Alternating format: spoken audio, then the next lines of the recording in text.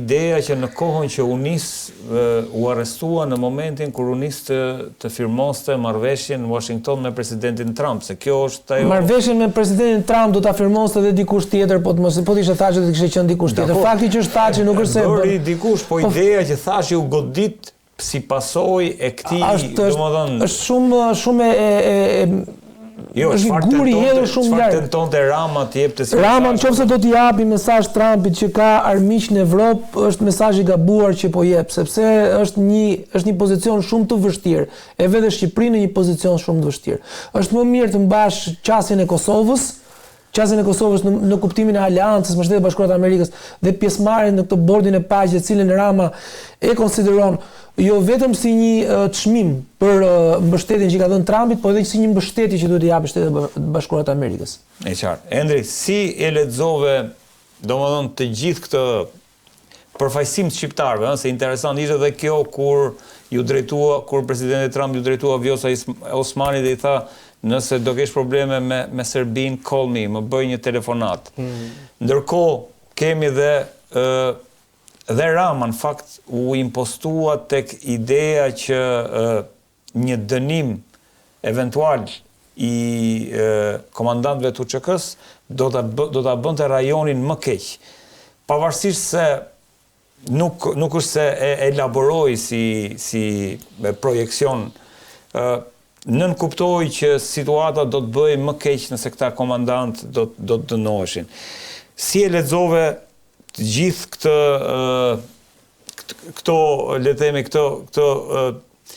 këto mesazhe të dhëna nga të dy liderët, qoftë nga Vjosa Osmani, qoftë nga Edi Rama, në raport me sepse thelbi mbetet Kosova. Për mendimin tim kanë bërë shumë mirë që kanë folur, edhe duke kuptuar që pjesa e asaj gjyqi që po ndodh atje është një gjyq skandaloz për në mënyrë standarde, sepse mjafton të shikosh akuzën. Akuza është e prokurorisë, akuza zyrtare është grup i strukturuar kriminal, i cili ka luftuar jo për lirinë e Kosovës, ka luftuar për marrjen kontroll të territorit.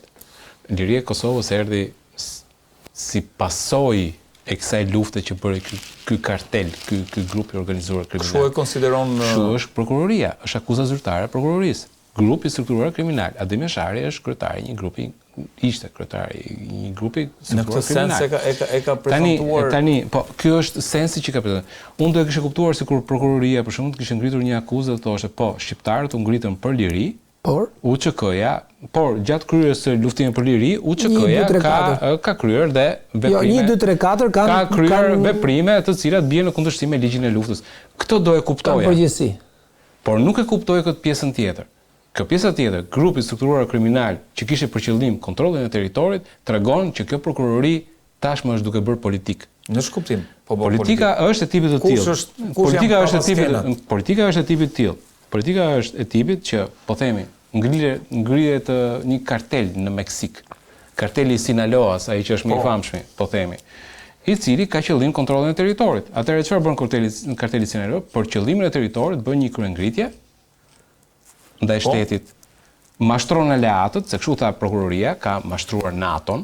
Pra, ashim tha që një student që s'ka mbaruar as shkollën, as studimet e veta, kishte arritur të mashtronte kryekomandantin suprem Wesley Clark, kishte arritur të mashtronte Madeleine Albright, pra ministrin e jashtme, sekretarin e shtetit, domethënë amerikanë e tjerë, dhe kishte futur në luftë për të favorizuar UÇK-n. Pra, ngrihet karteli Sinaloas, mashtron botën, dhe karteli Sinaloas, që është kartel droge edhe kriminal, arrin që bota të futet në favor, po themi, të këtij karteli, dhe zona ku ndodhet karteli të shpallet një zonë si shtet më vete, dhe ky shteti pastaj të marrë njohje të tjera. Tani kuptohet që në këtë kuadër gjithë legitimiteti i asaj zone në të cilën karteli Sinaloas në Meksik ka ndërtuar pushtetin e vet, bie, sepse fundit është një kartel kriminal, strukturë kriminale. Pra kjo është prapaskena. Edhe prapaskena është e njëjtë për Kosovën, një grup i strukturuar kriminal i cili ka dashur të marrë kontrollin e territorit. Loja që po bëhet është të delegitimoj ato që është është kriminalizon të drejtën e vetëvendosjes. Lufta e drejtë e shqiptarëve për atë që po ndodhte në regjimin serb. Kjo është dhe kjo më bën kërkesën e prokurorisë dhe kjo pretencë e prokurorisë e bën të qartë që nuk janë aty për këtë gjë, po janë për të dëmtuar Kosovën. Ata godasin Thaçin edhe komandantë UÇK-s për të dëmtuar Kosovën, jo për të vendosur drejtësi. Sepse për sa i përket drejtësisë në Kosovë, me që po jemi te tema drejtësisë Kosovë, janë me mbi 10.000 shqiptar të vrarë në Kosovë, mbi 10.000 shqiptar të vrarë në Kosovë. Dhe janë me qindra mijë të dëbuar, mund të arrijë 1 milion të dëbuar dhe më tepër të dëbuar, mbi 1 milion të dëbuar. Dhe kush mbajti përgjegjësi për këto? Sot që flasim nga gjykatat ndërkombëtare, gjykata e Umnikut, gjykata speciale, gjykata e Hagës, janë dënuar 42 shqiptar për luftën në Kosovë. Dhe janë dënuar vetëm 35 serb. Tani, po duke sikur genocidin e kanë bërë shqiptarët në këtë skuadër. Po.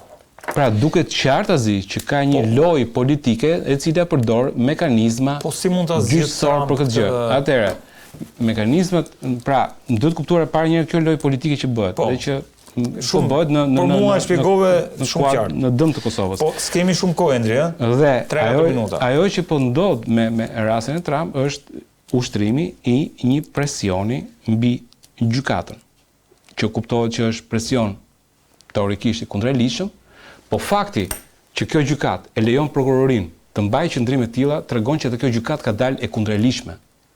Sepse nuk mund ta lejosh ti si gjykat një pretencë të tillë, aq më tepër gjatë zhvillimeve të gjyqit. Ne kemi parë që në 90% të rasteve kjo gjykat ka mbështetur prokurorin kundër kërkesave të mbrojtjes. Për shembull, dëshmitar të cilët kundërshtonin vetveten. Ne kemi pas raste të tilla në gjykat, të cilat gjykata ka pranuar dëshminë e tyre. Nuk mund të pranosh dëshminë e një gjykatësi e një dëshmitari që kundërshton vetë. Pra, kjo gjykat tashmë ka dalë nga legitimiteti. Dhe kur kjo gjykat ka dalë nga legitimiteti dhe shkon në këtë drejtim, atëherë kjo gjykat normalisht nuk është dashje vlefshme ligjërisht ose edhe moralisht, dhe ajo që kërkohet në Shtetet e Bashkuara është siç kjo gjykat ka dalë ekstra ligjore, dhe Shtetet e Bashkuara të Amerikës të ushtrojnë presion ekstraligjor. Pse them presion ekstraligjor? Them ekstraligjor sepse gjykimi ka mbaruar në kuptimin e prokurori ka dhënë pretencën e vet, mbrojtja ka dhënë, dhe vetë të akuzuarit kanë dhënë fjalën e tyre, trupa gjykuese është tërhequr për vendim. Pra, procesi gjyqësor ka ngelur vetëm tek vendimi, nuk ka më zhvillime të reja në procesin gjyqësor. Dhe vetëm gjë që mund ngelin këtë rast është një presion diplomatik mbi gjykatën apo mbi elementet e gjykatës, ashtu siç ka bërë Shtetet e Bashkuara të Amerikës një presion ekstraligjor mbi ata që janë anëtarët e gjykatës ndërkombëtare.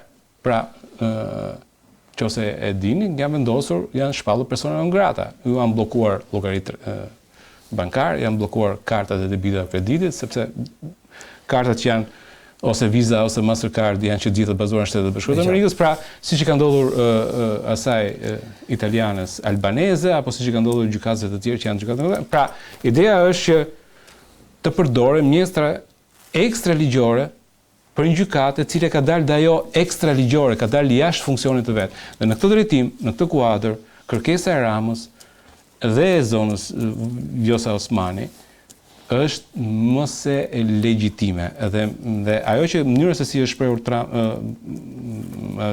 shprehur Rama duke futur në referencë për faktin që ky prokuror ka pasur personale me Bidenin, është diçka e cila Trumpit i ngel në mendje, pra mënyra se funksionon Trump ne e dim fare mirë, dhe për më tepër përmendi edhe faktin që ishte pikërisht ky prokuror që ndaloi Thatchin që të shkonte të firmosë marrëveshjen. Ja rikujtoi aty, pra ju parit një marrëveshje dhe ishte ky prokuror që i ndaloi marrëveshjen.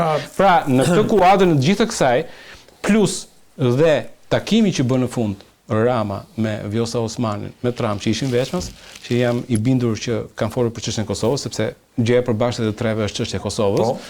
Është diçka që është jashtëzakonisht pozitive, paktën për ne, dhe që duhen lavdëruar. Pastaj që ata të marrin që i tha good job po themi për presidenten Osmani, e cila mund të shërbejë Osmanit për të rizgjedhur si presidente, pra meritat personale pastaj mund të shfrytëzohen nga Osmani për të rizgjedhur presidente, apo mund të shfrytëzohen nga Rama për kredibilitet politik Tiranë, kjo është një çështje tjetër. Ajo që unë them, qëndrimi që kanë mbajtur të dy aty ka qenë goxha i mirë. Dhe duhet të në një farë mënyrë duhet të falenderuar dhe Vjosa Osmani, sepse në një moment kur Albin Kurti ka qenë në një farë mënyrë i bojkotuar ose nuk lejohej që të merrte takime ndërkombëtar, për ka qenë në një farë mënyrë i izoluar në botë, Vjosa Osmani e ka përmbushur më së miri misionin e vet, për sa i përket politikës së jashtme dhe ka vepruar jashtëzakonisht mirë dhe duhet të falenderuar.